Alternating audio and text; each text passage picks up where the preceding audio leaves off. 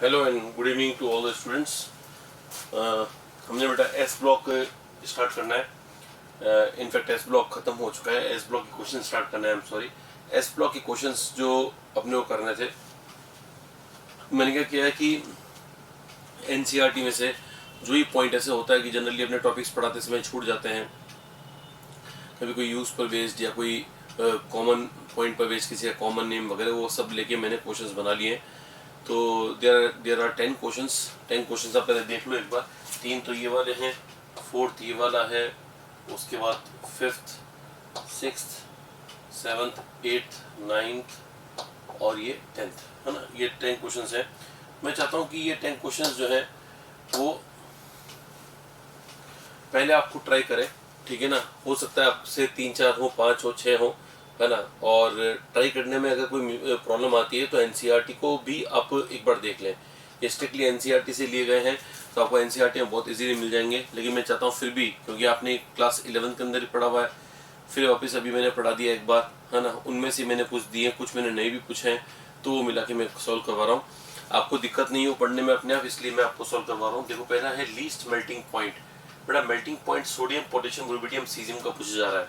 बेटा melting point इनका जो मेटल्स का मेल्टिंग पॉइंट, ध्यान सुनना, मेटल्स का मेल्टिंग पॉइंट। इससे पहले मैंने कभी मेटल्स के मेल्टिंग पॉइंट के बारे में बात नहीं करी। अगर मेटल्स का मेल्टिंग पॉइंट निकालना है तो जैसे लिथियम है, लिथियम का साइज छोटा है, तो लिथियम का क्रिस्टल सोचो, लिथियम मेटल है, लिथियम का क्रिस्टल सोचो, उसमें लिथियम लिथियम बॉन्ड होंगे, सोडियम वाले में सोडियम सोडियम बॉन्ड होंगे। तो अब मेल्टिंग पॉइंट किसका ज्यादा होगा बेटा? जिसका बॉन्ड स्ट्रॉन्ग होगा। Lithium lithium bond, sodium sodium bond में सबसे स्ट्रॉन्ग कौन होगा? तो आंसर लिथियम, क्योंकि लिथियम का साइज छोटा है। मैं लिथियम कंपाउंड्स की बात नहीं कर रहा हूँ, लिथियम खुद मेटल की बात कर रहा हूँ। कंपाउंड्स में एकदम अलग तरीका है। कंपाउंड्स का तरीका मैं डिस्कस कर चुका हूँ आयनिक बॉन्ड में। अभी मैं कंपाउंड डिस्कस नहीं कर रहा हूँ, मेटल डिस्कस कर रहा हूँ। तो आज के बाद ध्यान रखना कि सर ने बताया कि एल्कली मेटल में मेल्टिंग पॉइंट निकालने का बेस्ट तरीका है, साइज देख लो, जिसका साइज छोटा है उसका बॉन्ड स्ट्रॉन्ग है। लिथियम का मेटेलिक बॉन्ड स्ट्रॉन्ग है as compare to sodium. Then further on as compare to potassium और भी वीक हो जाएगा। तो कहने का मतलब है लिथियम का बॉन्ड सबसे स्ट्रॉन्ग होने के कारण उसका मेल्टिंग पॉइंट हाईएस्ट होगा। उसके बाद सोडियम का, उसके बाद potassium, rubidium, caesium. Sodium, potassium, rubidium, caesium में लीस्ट मेल्टिंग पॉइंट किसका होगा? सीजियम का। यानी सीजियम है ना को मेल्ट करना आसान है, इसका लिक्विफाई करना सबसे आसान होगा। तो इसलिए अपना आंसर होगा सीजियम। और रीजन मैंने आपको बता दिया है, क्योंकि इसका बॉन्ड वीक है, ठीक है ना। Which is highest density? अब होता क्या बेटा? Lithium, sodium, potassium, rubidium, caesium. ऊपर से नीचे डेंसिटी होता है मास अपन वॉल्यूम। ऊपर से नीचे आते हैं तो मास भी बढ़ता है, वॉल्यूम भी बढ़ता है, लेकिन मास की परसेंटेज ज्यादा बढ़ती है ना। वॉल्यूम तो धीरे धीरे बढ़ता है, मास जल्दी जल्दी बढ़ता है। इस कारण से बस इन दोनों को छोड़ दें तो बाकी सब जगह ऐसे ही होता है, टॉप टू बॉटम डेंसिटी बढ़ती है। यानी देखा गया, प्रैक्टिकली देखा गया है कि हाईएस्ट डेंसिटी इसके अंदर जो आती है वो आती है इसकी फर्स्ट, इसकी सेकंड, फिर इसकी होनी चाहिए थर्ड, लेकिन इसकी है थर्ड, और इसकी है फोर्थ, और इसकी है फिफ्थ। आपको ये ध्यान रखना है, याद कर लेना है कि डेंसिटी के मामले में सोडियम पोटेशियम एक्सेप्शन है।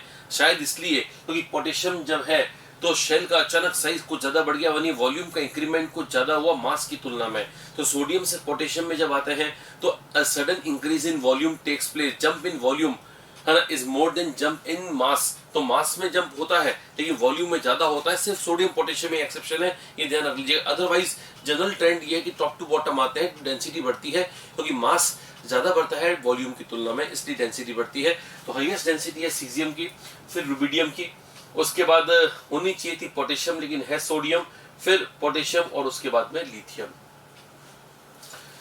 तो अपना आंसर है हाईएस्ट डेंसिटी किसकी है? ऑल आर इक्वल, तो गलत हो गया। तो अगर अपन ये देखें, इनमें से देखें तो सीजियम है क्या? सीजियम तो इनमें है ही नहीं कहीं।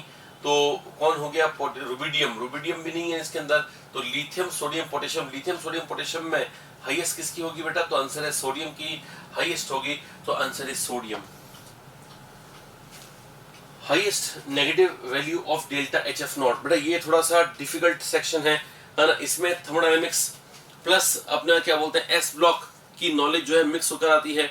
होता क्या बेटा, मैं आपको एक चीज बताता हूँ कि जैसे LIF है, LIF, फिर LICL, LIBR और LII। अब प्रैक्टिकली देखा गया सबसे आसान इसका बनना होता है, बिकॉज इसका कैटायन आयन के बीच में लैटिस स्ट्रॉन्ग बनेगा बहुत, ठीक है ना, आयनिक बॉन्ड स्ट्रॉन्ग बनेगा इसका। तो इसलिए एनसीईआरटी में दे रखा है कि अगर मेटल फिक्स हो, सुन लेना ध्यान से, मेटल फिक्स हो तो सबसे ज्यादा एनर्जी रिलीज यहाँ होगी LIF में। अगर मेटल फिक्स है तो फ्लोराइड्स का जो डेल्टा एच एफ नॉट है, डेल्टा एच एफ नॉट का मतलब स्टैंडर्ड एंथैल्पी ऑफ फॉर्मेशन की, जब ये फॉर्म होगा तो कितनी एनर्जी एब्जॉर्ब या रिलीज होगी, वो डेल्टा एच एफ नॉट है।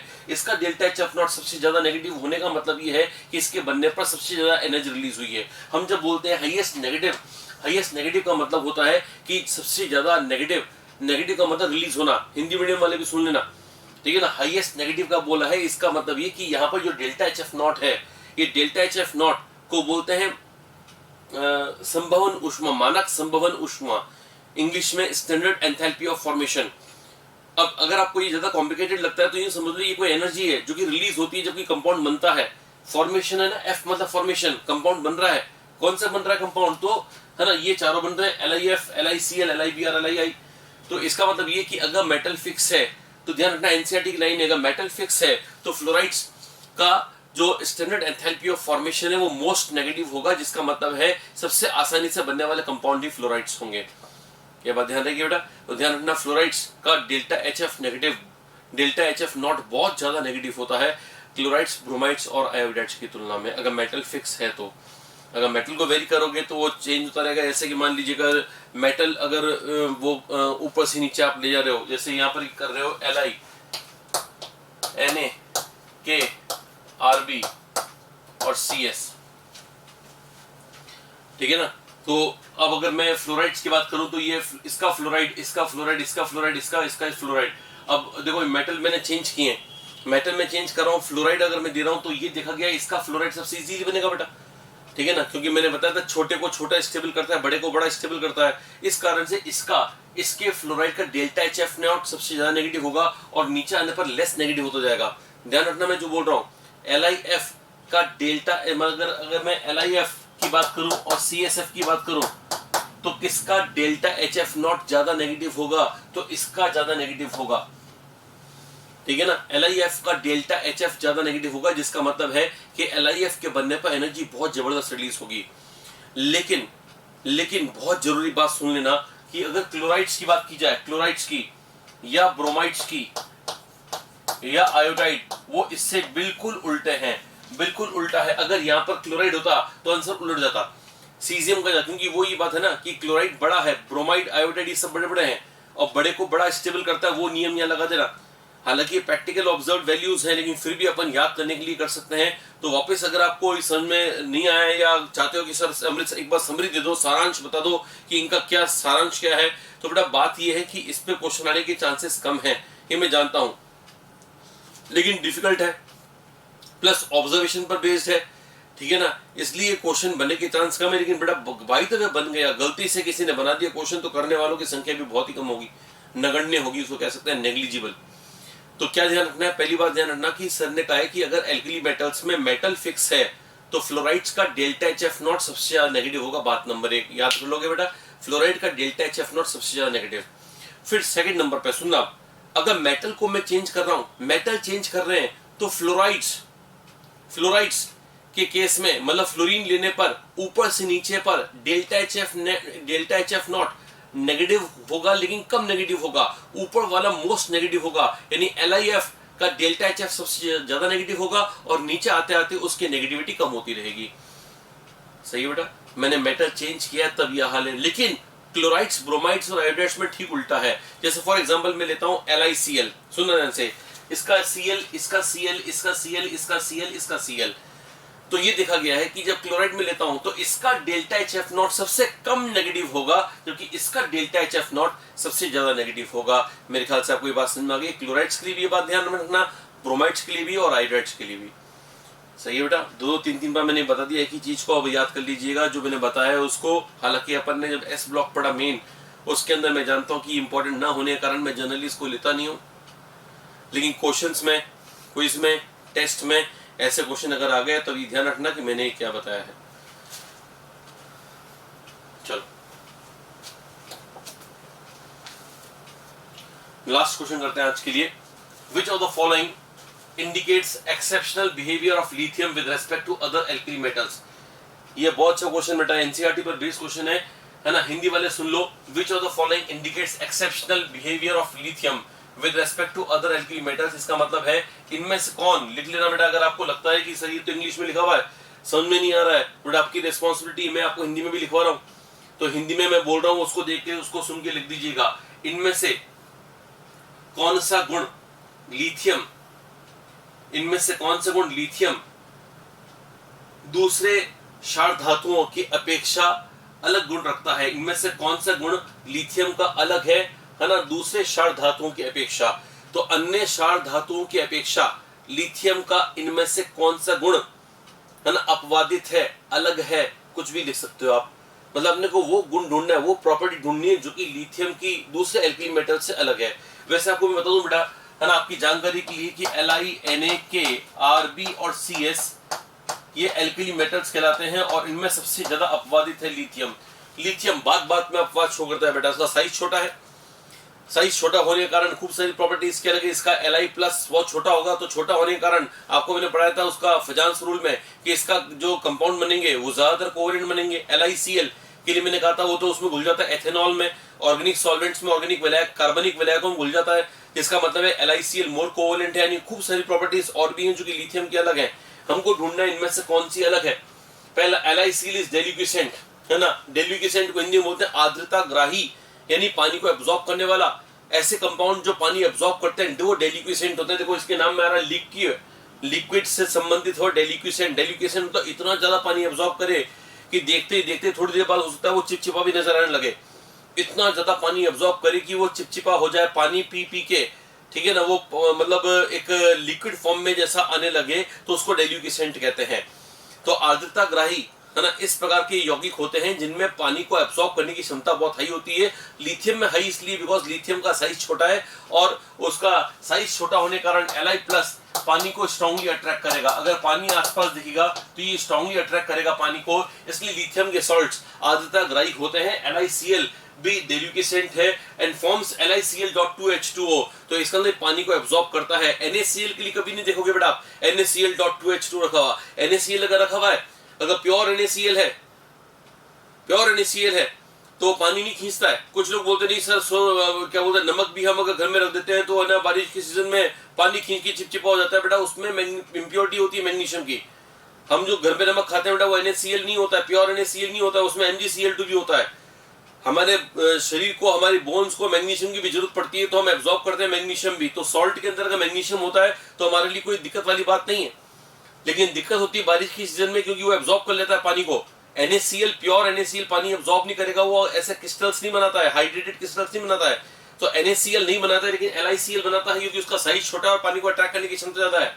तो मैंने क्या लिखा है, LiCl इज डेलिक्विसेंट, हिंदी में है LiCl आर्द्रता ग्राही है, तथा LiCl.2H2 जैसे यौगिक बनाता है जो अन्य क्षार धातुओं के क्लोराइड नहीं बनाते।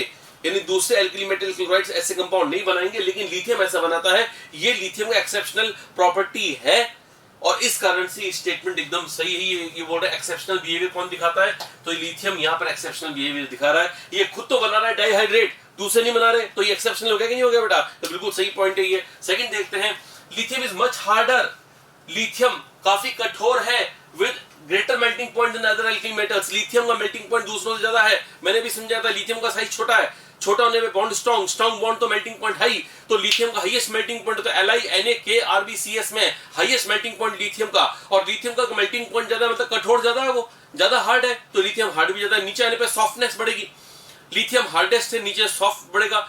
तो कहने का मतलब ये होगा कि लिथियम इज मच हार्डर दूसरों की तुलना में, ये इन सब की तुलना में हार्ड है, बिल्कुल हार्ड है सब। इसका मेल्टिंग पॉइंट इनकी तुलना में बहुत ज्यादा है, बहुत ज्यादा है सब। तो ये एक्सेप्शनल बिहेवियर हुआ कि नहीं हुआ? तो बिल्कुल हुआ, तो ये भी सही है। एग्जाम में अगर आप बैठे हो तो फिर ईमानदारी एक तरफ रख देनी चाहिए। जब हम देख रहे हैं कि दो सही है तो आंसर हो जाएगा, तीसरा देखने की जरूरत नहीं है, फिर भी देख लो, अभी एग्जाम नहीं है, अभी तो घर में चल रहा है, ठीक है ना। तो LiHCO3 isn't obtained in solid form, यानी कि LiHCO3 को ठोस रूप में लाया नहीं जा सकता, बट अदर्स आर फॉर्म, लेकिन दूसरों को लाया जा सकता है। तो इसके बारे में मैंने बताया था आपको, जब मैं थर्मल डिकम्पोजिशन बता रहा था तब मैंने आपको कहा था कि Li का HCO3 सॉलिड में एग्जिस्ट नहीं करेगा, NaHCO3 करेगा, KHCO3 करेंगे। तब मैंने आपको हाई फाई लो फाई से बता दिया था, आपको याद होगा। लिथियम का बाइकार्बोनेट, वैसे तो इसका सही नाम है लिथियम हाइड्रोजन कार्बोनेट, एनसीईआरटी में तो लिथियम हाइड्रोजन कार्बोनेट लिखा हुआ है, लेकिन मैं जानता हूं इसको लिथियम बाइकार्बोनेट भी कह सकते हैं आप। तो लिथियम हाइड्रोजन कार्बोनेट को ठोस अवस्था में सॉलिड फॉर्म में आप नहीं ला सकते, लेकिन सोडियम, पोटेशियम, रुबिडियम, सीजियम को आप ला सकते हो। तो ये अपना ऑल चला गया आंसर, ये भी सही है, तो अपना चला गया आंसर ऑल। ठीक है ना, आप थोड़ा देखिएगा, कल अपन इसको डिस्कस कर लेंगे पूरे को। एल और एम में डायगोनल रिलेशनशिप, विकर्ण संबंध है ना वाला एग्जाम्पल है। वैसे मैंने डायगोनल रिलेशनशिप अलग से कुछ नहीं करवाया है, लेकिन क्वेश्चन के माध्यम से मैं करवा दूंगा, डरिएगा मत, घबराइएगा मत। सोडियम, ये मैंने कॉमन नेम पर बेस रखा है कि ये सोडियम के है ना कंपाउंड कौन सा है कौन सा नहीं है। 7th वाले कॉमन ऑब्जर्वेशन पर बेस्ड है, जो मैं नेक्स्ट टाइम पे करवाऊंगा। और इसी प्रकार से 8वां, 9वां और 10वां, मतलब कुल मिलाकर ये कंपाउंड हो जाएंगे आपके 8th, 9th, 10th। ये है ना 8th, 9th होंगे, हाँ 9th भी ये पर है, और इसके आगे है 10th। चलो ठीक है, थोड़ा और वेट कीजिए, नेक्स्ट टाइम पर आपका पूरा हो जाएगा। अभी इसको सेव कर देते हैं, separate pictures, confirm, internal storage, fine. तो आज के लिए धन्यवाद। आज सभा छोटी सी थी, आपको ठीक लगा होगा। 4-5 क्वेश्चन हमने डिस्कस किए, बढ़िया बढ़िया क्वेश्चन है, और भी बढ़िया क्वेश्चन नेक्स्ट टाइम में डिस्कस करेंगे। उसके बाद अपन स्टार्ट करेंगे हाइड्रोजन वाला चैप्टर।